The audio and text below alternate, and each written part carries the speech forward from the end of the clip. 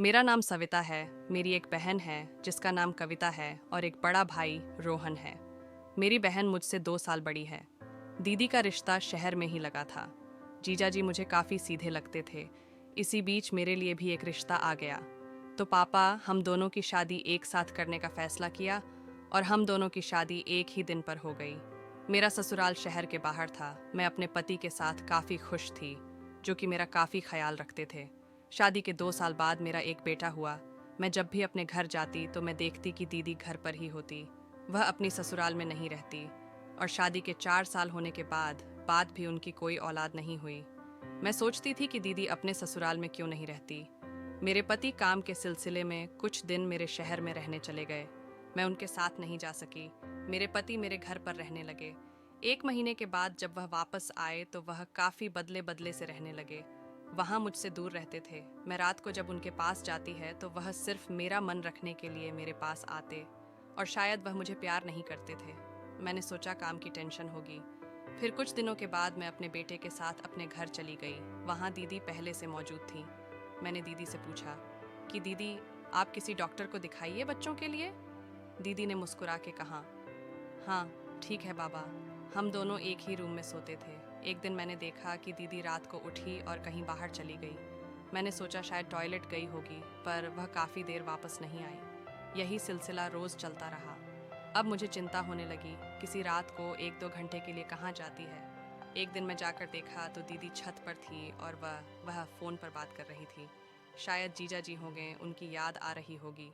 ये सोचकर मैं नीचे आकर सो गई।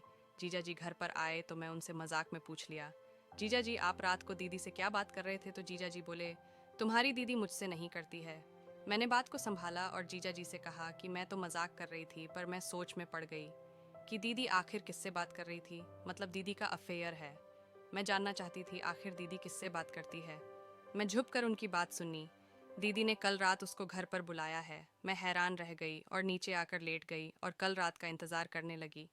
पर सुबह मेरे पति मुझसे मिलने आ गए हैं और रात को दीदी अलग रूम में सो गई और मैं और मेरे पति एक रूम में सोए। हमने सेक्स किया और उसकी थकावट के बाद मैं सो गई और मैं सच नहीं जान पाई। फिर मैं रोज़ दीदी की बातें सुनती थी। एक दिन फिर दीदी ने उससे फ़ोन पर कहा कि कल मुझे मिलने आओ, मुझे तुम्हारी याद आ रही है और मैं तुम्हारे बच्चे की माँ बनना चाहती हूँ। मैंने सोचा अच्छा मौका है, कल मैं इनको पकड़ कर ही रहूंगी। मैं जान कर रहूंगी। दीदी आखिर किसके साथ ये सब कर रही है।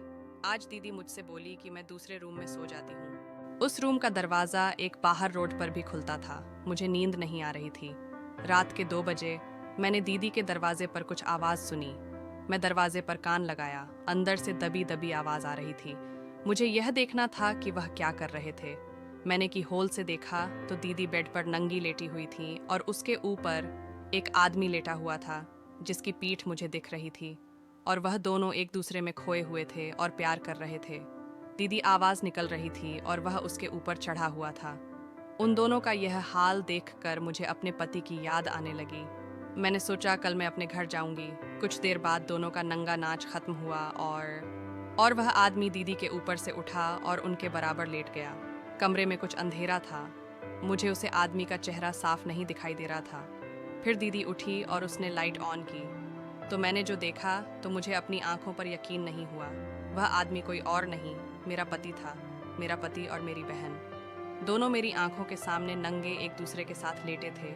यह देखकर मेरी आंखों से आंसू बहने लगे हैं और मेरे पैर कांपने लगे हैं। मेरी सगी बहन मेरे पति के साथ सो रही है। मैं अपने रूम में आई और मैं सारी रात रोती रही। मैंने यह बात किसी को नहीं बताई। मैंने सुबह अपने पति को फ़ोन लगाया और कहा कि मुझे उनकी याद आ रही है, वह मुझे अपने घर ले जाएं। मेरे पति ने कहा कुछ दिन और रुको, मैं बिज़ी हूँ। 2 दिन बाद फिर दीदी दूसरे रूम में सोने के लिए गई। मैं समझ गई कि आज फिर मेरा पति वहाँ आने वाला है और वही हुआ। मेरा पति आया और फिर वही हुआ। मैं देखती रही और रोती रही, पर मैं जानना चाहती थी कि मेरी बहन और मेरे पति ने मेरे साथ ऐसा क्यों किया है। ये जानने के लिए मैं अपने घर चली गई। पति हैरान रह गए। मुझे देखकर मैंने उनसे पूछा कि आखिर मेरे प्यार में ऐसी क्या कमी रह गई थी जो आपने मेरे साथ बेवफाई की, और सारी बात उनसे कह दी। वह पहले तो डर गए, फिर बोले कि मुझे तुम्हारी बहन पसंद है, मैं उसके साथ ही रहना चाहता हूँ। अगर तुम रहना चाहती हो तो रहो, वरना मैं तुमको छोड़ दूंगा और तुम्हारी बहन के साथ रहूंगा। तुमको इस बेवफाई के साथ रहना पड़ेगा। मेरी कुछ समझ नहीं आ रहा था, मैं क्या करूं? फिर मैं दीदी से बात करने के लिए घर निकल गई। मैंने दीदी से जब पूछा तो वह रोने लगी और कहने लगी, मेरी बहन, तेरे जीजा जी से मुझे कोई औलाद नहीं हो रही थी, इसलिए जब तेरा पति यहाँ रहने के लिए आया, तुम्हें उसके करीब आ गई और औलाद के लिए उसके साथ सो गई और मुझे उससे प्यार हो गया। और मुझे जो सुख मेरा पति नहीं दे सका, वह सुख तेरे पति ने दिया। तू खुशकिस्मत है कि तुझे ऐसा पति मिला जो किसी भी औरत को खुश कर सकता है। एक तेरे जीजा है जिसे कुछ नहीं होता, इसलिए तेरे पति में मुझे हिस्सा चाहिए। वह तेरे साथ रहेगा, पर हफ्ते में एक रात भर मेरे साथ रहेगा। जब तक मेरे औलाद नहीं होती तब तक इसको ऐसे ही चलने दे। जब मैं पेट से हो जाऊंगी तो तुझसे दूर चली जाऊंगी। बस औलाद के लिए मुझे अपना पति कुछ दिन के लिए उधार दे दे। मेरी बहन और वह मेरे पैरों पर गिर गई। मेरा दिल पिघल गया और मैंने अपनी बहन की बात मान ली। और 1 महीने के बाद मेरी बहन प्रेग्नेंट हो गई। सब लोग काफ़ी खुश थे, जीजा जी काफ़ी खुश थे। सब सोच रहे थे कि यहाँ बच्चा जीजा जी का है, पर सिर्फ मैं ये बात जानती थी कि यह बच्चा मेरे पति का है। दीदी अब अपने घर चली गई और जीजा जी के साथ रहने लगी, और मेरा पति मुझे वापस मिल गया। दीदी को बेटा हुआ है जो बिल्कुल मेरे पति की तरह है। दोस्तों, मेरी ये कहानी आपको कैसी लगी कमेंट में बताएं, और कहानी को लाइक करें और मेरे चैनल को प्लीज़ सब्सक्राइब करें।